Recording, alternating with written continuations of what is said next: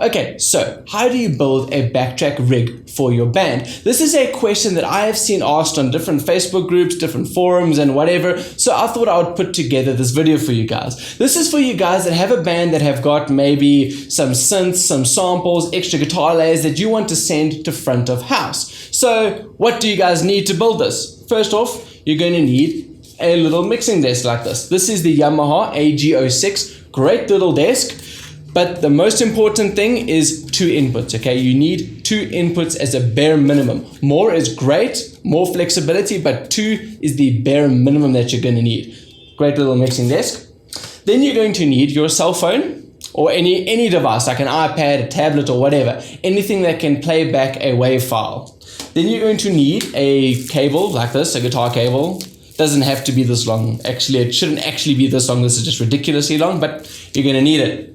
Then you're going to need a Y cable. So it's a 3.5 millimeter headphone jack into 2 6.3 millimeter jacks like this, okay? And then lastly, you are going to need a DI box. Mine is hiding over there, but any DI box will suffice and will get the job done. Great, so let's build a Backtrack rig. Okay, cool. So what you need is your actual Backtrack rendered down and your DAW open on a blank project. Set the tempo to the tempo of the song so that when you import your Backtrack, it doesn't do any funny time stretching or anything like that. And then I guess check if it works.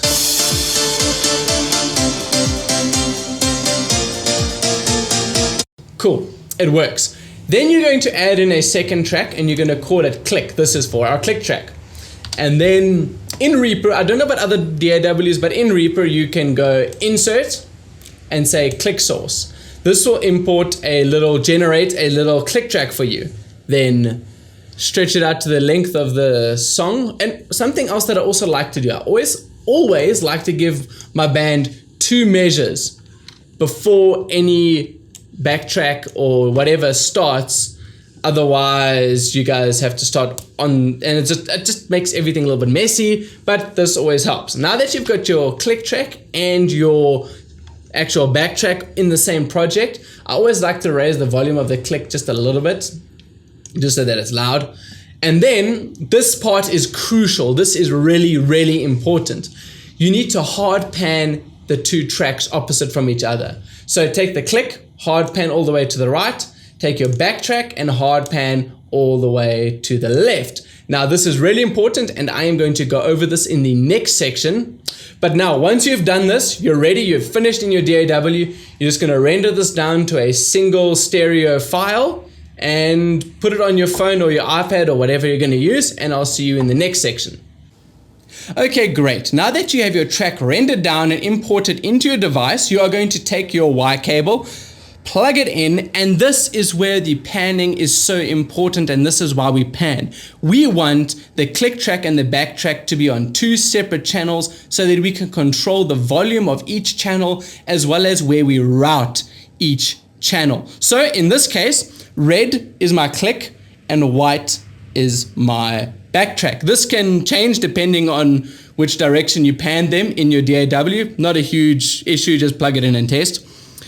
You are then going to take your red, which is my click, plug it in to your first channel of the mixer. You're going to take the Backtrack feed, plug it into your DI box, and at the back of your DI box you'll always have an XLR out. That will go to front of house. That'll go to the sound engineer. That means he's getting a clean, balanced, hopefully ground loop free signal that he can mix into front of house. Okay, great. But now how do you hear the Backtrack? Well, it's quite simple. You take the jack cable that I told you to have, plug it into the parallel out. All DI boxes, I mean, I've never seen a DI box that doesn't have a parallel out. Take the parallel out and take it into another free channel on your mixer.